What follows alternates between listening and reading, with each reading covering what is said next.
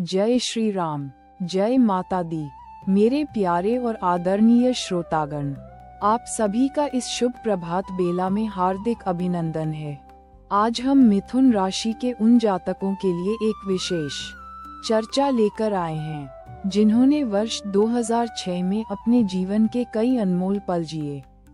यह वर्ष आपके लिए केवल बीते हुए समय का दर्पण नहीं, बल्कि उन अनुभवों का संग्रह है जिसने आपकी वर्तमान राहों को आकार दिया है। आइए जानते हैं उस समय की ग्रह स्थितियां और उनका आप पर क्या प्रभाव रहा होगा और उनसे क्या सीख मिली। वर्ष 2006 में आपकी मिथुन राशि पर ग्रहों का एक अनूठा नृत्य चल रहा था। शनि देव कर्क राशि में विराजमान होकर आपके दूसरे भाव को प्रभावित कर रहे थे, जो वाणी, धन और परिवार का स्थान है। ये स्थिति आपको आर्थिक मामलों में थोड़ी गंभीरता और परिवार में कुछ महत्वपूर्ण निर्णयों की ओर ले गई होगी।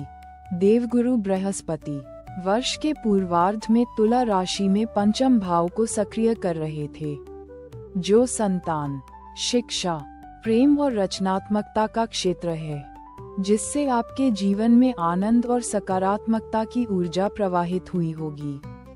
वहीं राहु दशम भाव में और केतु चतुर्थ भाव में थे, जो कर्म क्षेत्र में कुछ अप्रत्याशित अवसर और घरेलू जीवन में कुछ चिंतन का कारण बने होंगे।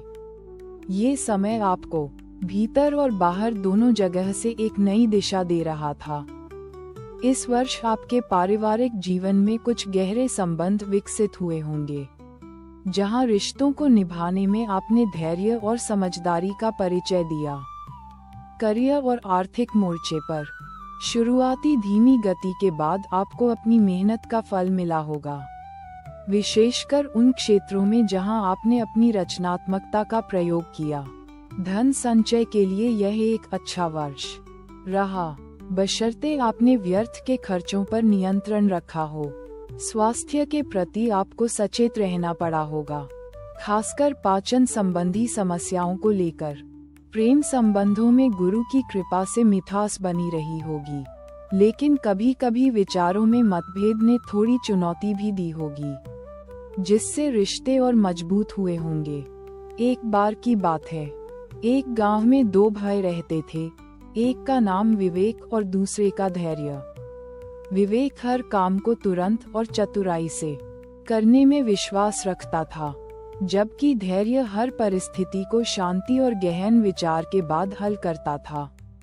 वर्ष 2006 की तरह ही एक बार उनके गांव में एक बड़ी नदी पर पुल बनाना था।